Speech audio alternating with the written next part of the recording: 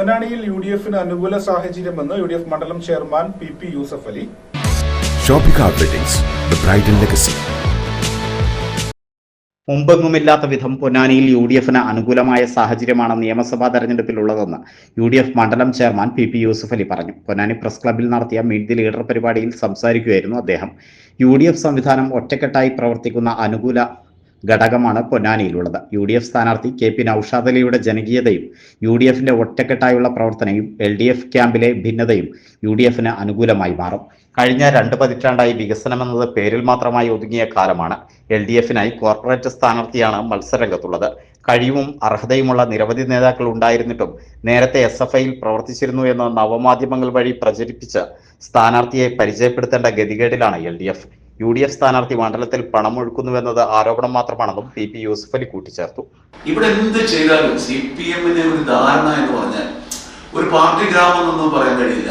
പക്ഷെ CPM എന്ത് ചെയ്താലും അതൊരു വിഷയമല്ല എന്ന രീതിയിലാണ് ഇവിടെ പോകുന്നത്. അതാണ് ഞങ്ങളെ ജനങ്ങളുടെ മുന്നിൽ ഇപ്പോൾ നിങ്ങൾക്ക് വെക്കാൻ.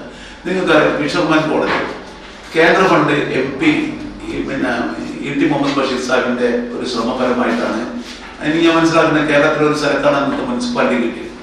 120 വീടുകൾ അവിടെ കിടക്കുന്നുണ്ട്. ആ 120 വീടുകളിൽ ഞങ്ങൾ അതിന് പോയതാണ്. ഒരു റൂം എന്ന് പറഞ്ഞാൽ ഒരാൾ കിടന്നാൽ കാലും തലമുണ്ട്. മറ്റേ നമ്മുടെ വടക്കൻ ഇന്ത്യയിലെ ചേരികളെ പോലത്തെ വീടുകൾ നിർമ്മിച്ചുകൊണ്ട് ആ 120 വീടുകളും ആ പൈസയുമാണ് നഷ്ടപ്പെട്ടത്. അങ്ങനെ എന്തൊക്കെ വികസനം ഹാർബർ എന്ന് പറയുന്നു, ഹാർബറിന്റെ സ്ഥിതി എന്താ കിടക്കുന്നത്? കപ്പൽ നിർമ്മാണശാല വരുന്നു എന്നിപ്പോ പറയുന്നു. പ്രഖ്യാപനങ്ങൾ ഒരുപാട്.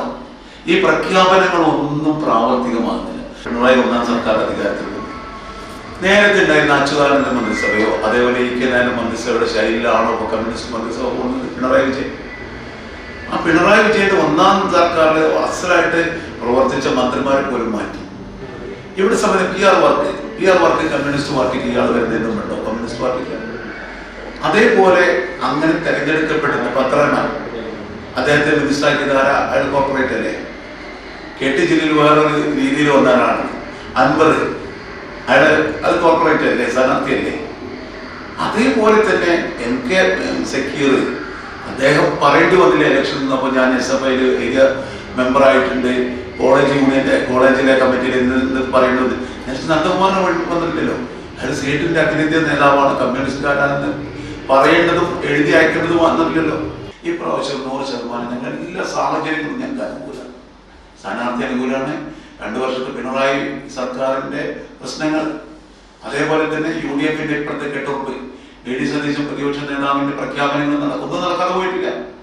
അതൊക്കെ അനുകൂലമായ സാഹചര്യങ്ങളാണ്.